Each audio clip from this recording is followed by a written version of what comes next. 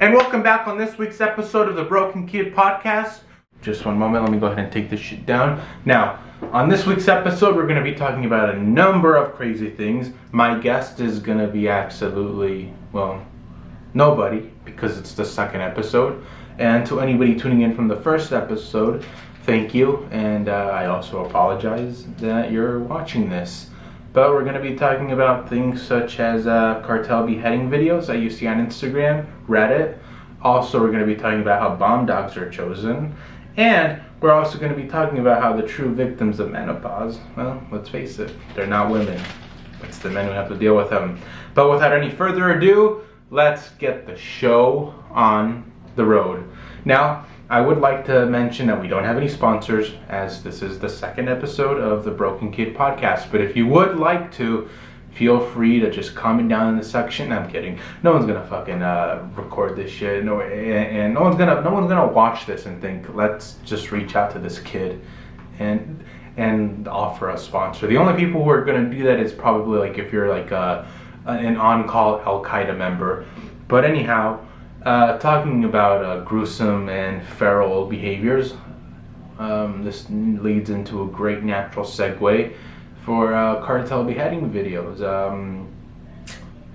I wanted to mention how horrible they are. I think that they're on the internet, because that's the one thing that nobody will ever tell you about. No one ever talks about these cartel beheading videos. And also, keep in mind now, they're so hard to find now, and god damn, is it hot in here.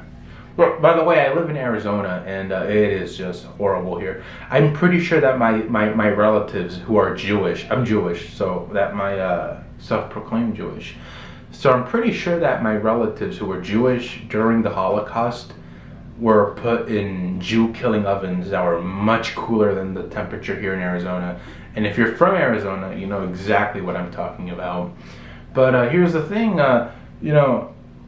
everybody has that curiosity in them, and if there's one thing I always say, it's that curiosity is the catalyst for sexuality. Meaning, you don't know you like men until you try a few cocks. You know, you go to a bar and you have a few cocks. You don't know you like women until you play the scissor card. And if there's anything that Rosie O'Donnell likes, it's playing that scissor card. Because let's face it, all lesbians are angry. And anyhow, I had that curiosity happen. Not with gay men, not with men. More so with the cartel beheading videos.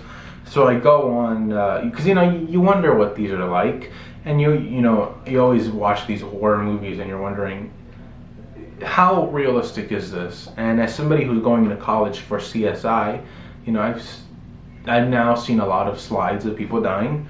And, I ended up going down the path of finding a few cartel beheading videos, which I don't know if I'm proud of, but I saw one where a whole family was fucking slaughtered, and it was 5 women, and I'm pretty sure that, I don't think it was more of a cartel beheading video, but more of a public, more of a service that was performed to the men of these women, because, my goodness, moments before their heads were beheaded with an axe, they would not stop yapping. I can only imagine what it was like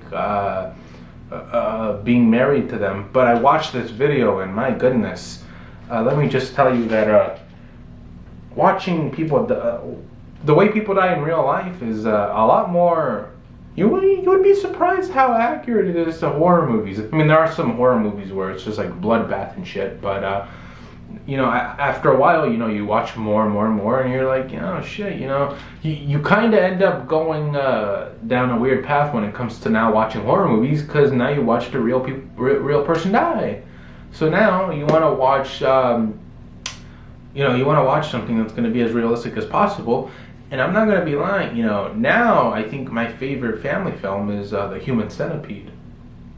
Which is not a good thing to admit, because you could argue that The Human Centipede is a movie about togetherness and being close to one another, but those are all fucking lies. They're just setups for literal jokes. You're literally also, somebody once told me that if I was second in the line of The Human Centipede, that I talk so much that somebody would somebody said if you weren't second in the line, it doesn't matter how much they sew your mouth to that ass, you're gonna find a way to unsew yourself because of how much you fucking talk.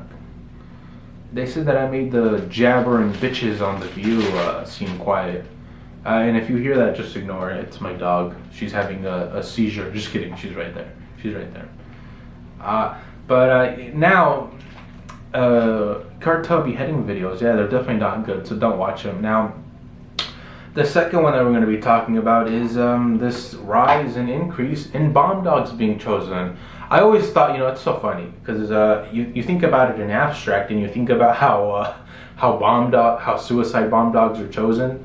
And I was reading, right here, there's an article that says Russian government plans on using dogs to get rid of the homeless dog problem. Now, everybody has a different way of dealing with the homeless dog problem, but if you ask a Russian government in 2022, they would have said, well, let's use them as fucking dog bombs, as suicide dog bombers at that, which I think is crazy. Now, here's the thing. This is the one time, you must think, when people do it, in many villages they do this, not just Russian, but you think, you must be, if you're going to be like a terrorist, you're going to think, well, I want to use a dog, because people tend to be generally unassuming towards them, which I don't blame them. Nobody's going to see a dog and think, I'm not going to pet it because I think it might have a bomb, or, most people are going to see a dog and be like, oh, that's a cute dog, let's pet it. Or they're like, no, it's just a dog, let's leave it. Or they're like, oh, stupid dog, get away from me. Now, it's so funny because when you're evaluating what dog you want, you probably don't want a small dog, like a Chihuahua. So Chihuahuas are safe because, they can't handle that much C4. You probably don't want a dog that's wild and can't be controlled because, let's be honest, a dog like that, well, a liability. So that's the one time when being a dog that doesn't listen is actually really good. And I was talking about this with the people at my job, about how they pick these dogs, and just imagine one day how, how they pick the dogs that listen, because you don't want to send off a dog who's not going to listen, and you put these bombs on them, and it's on a timer, right? It's on a timer bomb. And you're like, where the fuck is Fido? And you look behind you, you're like, oh shit, Fido's right, and you explode. You don't want that. So what you do is you choose a dog that listens, and nobody's gonna see like a dog wearing like a cute vest and say, oh, they're gonna be like, come here dog, and it walks into the village bar, and it kills like 30 people, and bada bing bada boom. But when I was reading this article about the Russian people and the Russian government using these dogs as bomb squads, it was so funny because they didn't go through with it. And you know why? It wasn't because it was inhumane. It wasn't because it was the wrong thing to do. It wasn't because we wanted to save these dogs and rather, find a new home for them. That wasn't the fucking cemetery. But rather because they said it was A, too expensive, and too hard to arrange.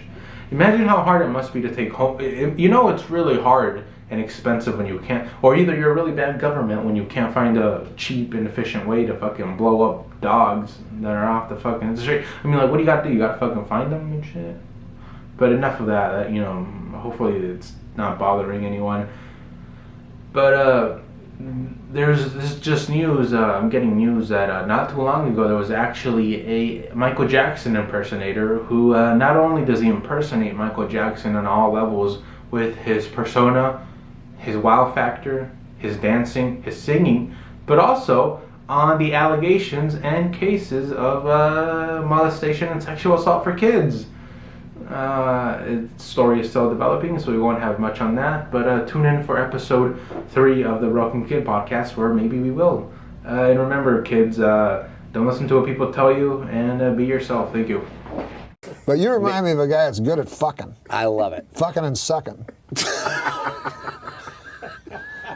But you remind me of a guy that's good at fucking. I love it. Fucking and sucking. But you remind me of a guy that's good at fucking. I love it. Fucking and sucking. But you remind me of a guy that's good at fucking. I love it. Fucking and